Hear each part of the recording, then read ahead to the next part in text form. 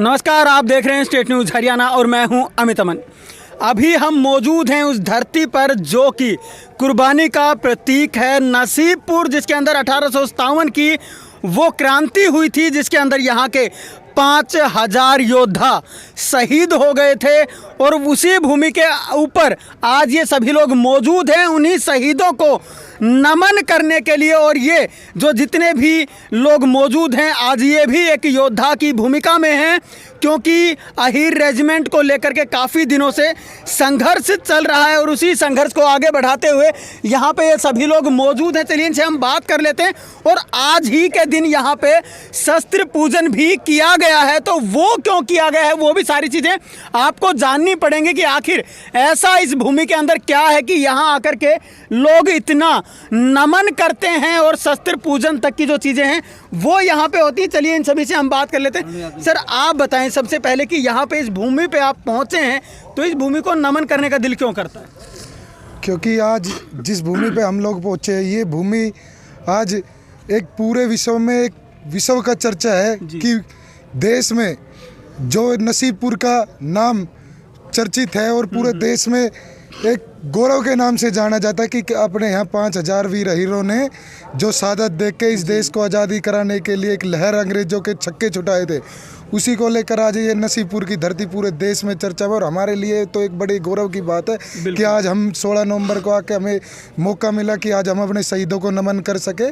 उसी माध्यम में आज हम सारे लोग यहाँ पहुँचे और उसी को लेकर हम अपने शहीदों को, चाहे नसीबपुर की बात हो चाहे आज़ादी के बाद की बात हो, उनको आज सम्मान दिलाने के लिए हम नियंत्रण अहीर रेजिमेंट की मांग, जो अगर उनका सबसे बड़ा अगर कहीं सम्मान है इस कौम का भी और हमारे शहीदों का, तो वो अहीर रेजिमेंट का है।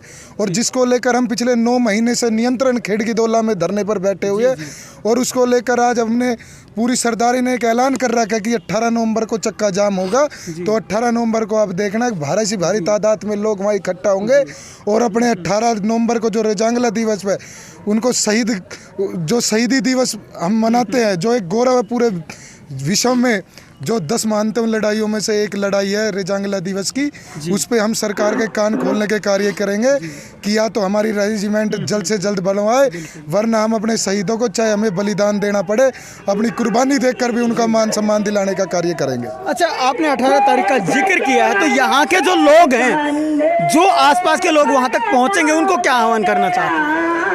यहाँ नारनौल से हुआ, महेंद्रगढ़ से हुआ, रेवाड़ी से हुआ, हमारे भाई राकेश है, सचिन है, जितने भी हमारी टीम है, ये नियंत्रण हमें वहाँ मदद कर रही है। और 4 तारीख से नियंत्रण जब भी वहाँ से कोई कॉल होती है तो नारनौल, महेंद्रगढ़, रेवाड़ी, हमारे हर जिले वहाँ बढ़ चढ़ कर हिस्सा लेते हैं। आज भी देखना हमारे नौजवान साथियों में कितना जोश है आज हीर रेजिमेंट को लेकर।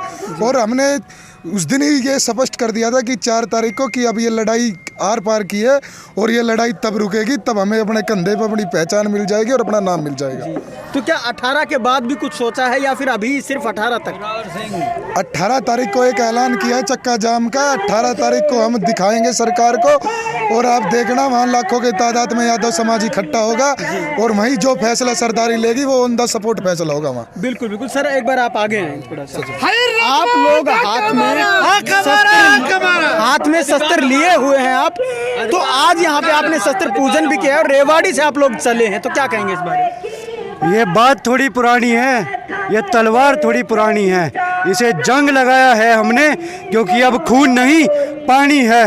अगर अब भी खून वही रगों में तो दहाड़ करो तुम शेरों की और सच्चे दिल से रेजिमेंट का हक मांग के ललकार करो तुम शेरों की। तो ये एक हमारी पुरानी परंपरा है जिसको हम फिर से शुरू कर रहे हैं शस्त्र पूजन की, कि भाई हमारे पूर्वजों को हम श्रद्धांजलि सिर्फ फूलों से नहीं बल्कि तलवारों की टंकार से भी देना जानते हैं। और ये एक प्रतीक है इस बात का कि जो कहते हैं कि भाई ये तो शांति प्रिय कौम है, हम शांति प्रिय जरूर हैं, लेकिन जब जब बात आएगी धर्म की और हमारे स्वाभिमान की, हम हथियार उठाएंगे और ये हथियार चलाएंगे भी। भले ही हम लोगों ने फिलहाल के लिए हथियार रख रखे हैं, लेकिन इनको चलाना हम नहीं भूले हैं, हम इनको चलाना भी जानते हैं। किसी ज़माने में हमने इन्हीं हथियारों से दुश्मनों के सर उड़ाए हैं और इस बार हम सरकार के वोट उड़ाएंगे। बिल्कुल बिल्कुल। तो आगे की जो प्लानिंग है वो क्या है? जी, आगे की प्लानिंग जैसा भाई साहब ने बताया 18 नवंबर को हम चक्का जाम करेंगे हमारी मांग को लेकर। और ऑन स्पॉट उस दिन फैसला होगा कि भाई ये परमानेंट हम करना चाहते हैं, जो भी करेंगे। बिल्कुल बिल्कुल सर, क्या कहना चाहते हैं? यहाँ पे पहुँचे हैं और भूमि ये हमेशा से यादों में रही है। देखिए, विश्व में सबसे बड़ी मिसाल और अहीरों की शान, जहां 5000 अहीर वीरों ने हंसते हंसते अपने देश पर, अपनी मातृभूमि पर अपनी जान न्यौछावर की थी। हम सभी आज उन वीर अहीरों को नमन करने आए हैं और सरकार को चेतावनी देने आए हैं कि जीना है तो मरना सीखें, जीना है तो मरना सीखें, गूंज उठे ये नारा। और भारत सरकार अब ये सुन ले, अहीर रेजिमेंट हक है हमारा, हक है हमारा, हक है हमारा। है अंधेरा बहुत, अब सूरज निकलना चाहिए, जैसे भी हो ये मौसम बदलना चाहिए, और जो भी होगा अब अहीर रेजिमेंट के खिलाफ जनाजा धूम से उसका निकलना चाहिए। अहीर तुलाराम के नेतृत्व में वीर जिंदाबाद, अमर रहेंगे। जय हिंद, जय भारत, धन्यवाद।